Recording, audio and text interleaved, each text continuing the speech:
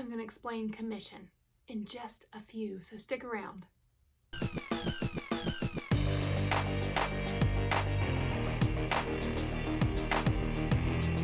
Hey guys, and welcome back to Audrey's Insights. I'm Audrey Wise, a realtor here in the Asheville area, and today I'm going to talk a little bit about commissions.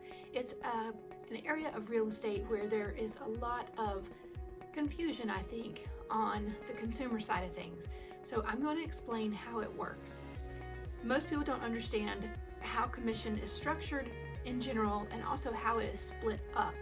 So I'm going to explain it right quick. When a listing firm charges a client 6% to list and market their home, that 6% is split in half. First of all, 3% stays with the listing firm and 3% goes to the buying firm. And notice I'm saying firm, not agent, okay? The firms get that money, and then the firms distribute that money per their company policy and per their agreement with the agent. When your home sells, you'll pay a commission. As I said, half will go to the listing firm, half will go to the buying firm. Okay, so your agent that listed the home for you, her firm or his firm will get 3% of that. And then out of that 3%, about 1% will stay with the firm and the other 2% will go to the agent.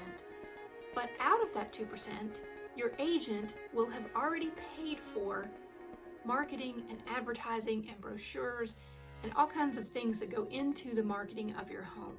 So in essence, that agent is getting paid back for the money they've already invested in the selling of your home. And then whatever's left over, they can take home to their family. So if you ask an agent to cut their commission, chances are it's going to come out of the advertising of your property, because they do still have to feed their family and support their kids and all that kind of good stuff. So before you ask an agent to cut their commission, remember those things, and also ask, if you're interviewing agents, ask each one, what are you going to do to market my property? Chances are if somebody is going to cut their commission for you, they're probably not going to work as hard to get it sold. And that may not be true of every agent, but I'm just saying in most cases that is highly possible, simply because they are using their money up front to advertise your property. And if you ask them to take a cut on that, they may not be willing to put as much into the advertising of your property. Hope that makes sense.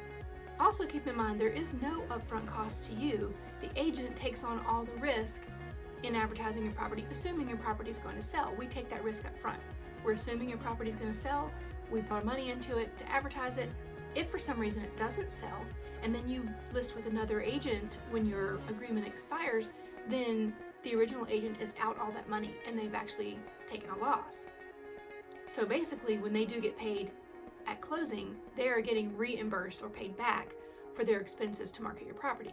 And another thing to mention here is, if we cannot agree on a listing price, then I'm probably not going to take the listing, because I'm not in the business of laying out capital on a property that I know is not going to sell at the price the seller wants me to sell it at. So when you're interviewing agents, pay attention to more than what they charge. Find out what they're going to do. Make sure you're compatible with them and that you all agree on a listing price. I probably could do 3 or 4 more videos on commission alone, but I do hope this one helped explain it a little bit. And of course, if you have questions about it, please leave them in the comments below, or feel free to give me a call. If you liked this video, please give it a thumbs up. Subscribe if you want to get weekly insights and tips into real estate. And I appreciate your watching. I hope you have a great day.